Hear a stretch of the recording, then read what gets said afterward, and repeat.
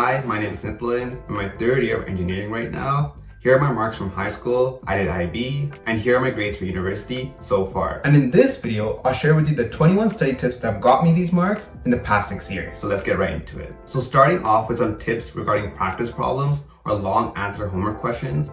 Tip 1 is to follow the 5-minute rule. Most of the time, we look at a question for like 30 seconds and then just flip to the answer key, look at the solution, and they're like, yeah, that makes sense. But when exam time comes, I promise you, because you didn't spend time challenging yourself with the question, you're not going to be able to remember how to solve a similar type of question. So what I like to do is give myself 5 minutes to actually challenge myself with a question before I move on to look at the answer key. I know it may seem like you don't have enough time to do this, but I talk about what you can do to make this process way more efficient in tip 7, so I'll come back to that in just a bit. And on that note, don't do practice problems without detailed solutions. Like there's no point in doing a practice problem if you can't look at the answer key or the solution to see if you did it right or where you went wrong. So make sure to spend some time looking for the solution manual for the textbook, either on Chegg, Quizlet, or some other source early in the semester, so you actually have solutions to the problems you're going to do. Now, if you're finding that you're not able to solve many of the practice problems or homework questions, regardless of the subject, the problem is you probably don't understand the topic. Just getting everything wrong is not actually going to help you, so just go back and understand the topic first before attempting to do the practice problems or homework questions. Adding to this, if you don't have time to read the textbook, which I'll be honest, I never have time to do, but you're not ready to do the practice problems, then just go and look at the worked examples in the textbook. If you just understand those, it will make this whole process way more efficient because now you actually know what to do for the practice problem. Tip 5 is the most important one of all, which is to like and subscribe. I promise you, if you subscribe, I'll give you more quality content like this, not just about school, but setting goals, staying motivated, personal finance, so make sure to do it. And if you like this video, it will help push this video out to more people like you who would need it. And the best way to achieve success is by helping others, so I'd really appreciate it if you can do that. Just a random tip I'm going to throw in there: don't study with your friends if your friends don't actually study. Like if you and your friends can have a group study session and actually get quality work done, then that's amazing, keep doing it. But most of the time, we say we're going to study with our friends and just end up talking to them the whole time. So instead of hanging out with your friends and calling it studying, let's just split up the two events. Hang out with your friends and actually have fun, but then come home afterwards and actually productively study by yourself. This way, you won't feel like you're spending your whole day studying. Now going back to tip 1, where I mentioned I'll give you a tip to make this whole process of doing practice problems and homework questions way more efficient. Tip 7 is to do every other suggested problem or assigned homework question. Questions in the textbook often cover the same concepts, so by skipping over every other question, you make this process way more efficient, but you still cover all the content you need to cover. And this heavily relates to the concept of reducing our workload. Like as students, we're so busy, and the only way we can stay on top of our schoolwork is by reducing our workload by understanding what aspects of school we need to do and what aspects we don't need to do. I talk about this concept in way more detail and give you actionable steps you can take to actually cut down your workload in this video right here, so make sure to check it out after you finish watching this one. Tip 9 and 10 are going to shift a bit towards looking forward to the exam. When you're nearing the end of the semester, you probably know 80% of the content already, so instead of doing normal practice problems, just shift your focus to doing past papers. This way you can get a head start on doing past paper problems, which are essential to acing any exam. And since exam style questions link multiple concepts together, this would help act as a refresher for other chapters or units you learned earlier in the semester. So in short, past exam style questions are the most important study tool, so in the last few weeks of the semester, just shift your focus to doing just that. Tip 10 is when doing homework questions or past paper problems, keep track of the most challenging ones or like the ones that you find really difficult on a separate piece of paper. I do this like in the front of my notebook, and what you want to do is when you're studying for a midterm or an exam, you want to go to this list and review all those questions because those are the questions you have the most difficulty with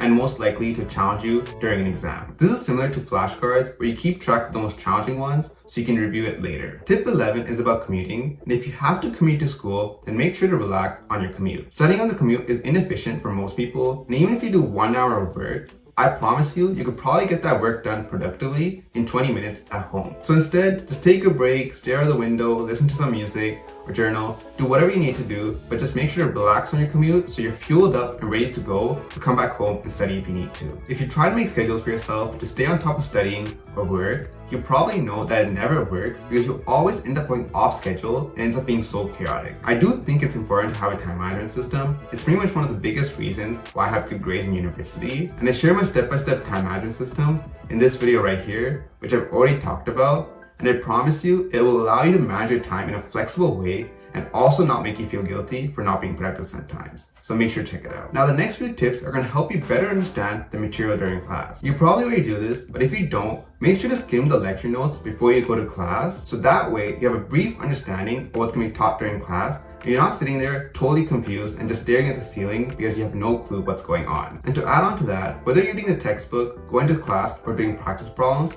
make sure to look at the learning objectives and keep them in the back of your head. This way, you have an understanding of what's most important and what you have to pay attention to the most, because you can't learn everything perfectly, so by focusing on the most important stuff, you can maximize your marks. Tip 15 is probably the hardest one to implement, so try your best to understand what I'm saying. When you're in class and you feel confused about something the teacher, professor is saying, instead of staying stuck on that confused part, try your best to move on and understand what the teacher, professor is saying afterwards. Because you can still somewhat understand what the professor or teacher is saying afterwards, or even if you can't, you can still understand the words and take good notes. And then when you review all your notes at home, you can clarify the misconceptions and try to actually understand what happened that day. But if you just stop listening because you don't understand something, you're gonna have to relearn all this content by yourself at home, and that's just gonna be so hard. Going to throw in a random tip in here, but just make sure to remember that school is not life, school is a part of life. I was like this in high school too. Like I spent way too much time overstudying, but there's so many things in life outside of school, you actually have to embrace them and enjoy these things right now. I truly believe if there's something that you really want to do in life, or you just want to spend more time having fun and making memories, then go for it. There's no better time than now. Tip 17 is mainly for university and college students, but if you're going to lecture and finding that the lecture is way too fast for you, or you just have no clue what the professor is saying, then there's no point in attending lecture, just skip it. You can just watch a lecture recording at home or self-learn the content using YouTube. That's a way better use of your time. Tip 18 is so obvious, but get a binder or notebook and organize your notes. Keep your notes organized by subject, topic, and date, and organized notes are way easier to review and will help you find information quickly whenever you need it. When preparing for exams, I like to do a full mock exam. Like leave one past paper on the side to do in a fake exam setting, like turn off your phone, no getting up, and this way you get the experience of what it feels like to write an exam. Especially if you're writing exams for the first time in high school or university, this will help take some of that pressure off and make sure you perform as best as you can on your first exam. Tip 20 is one that applies to everyone, but especially for elementary school, middle school, or high school students.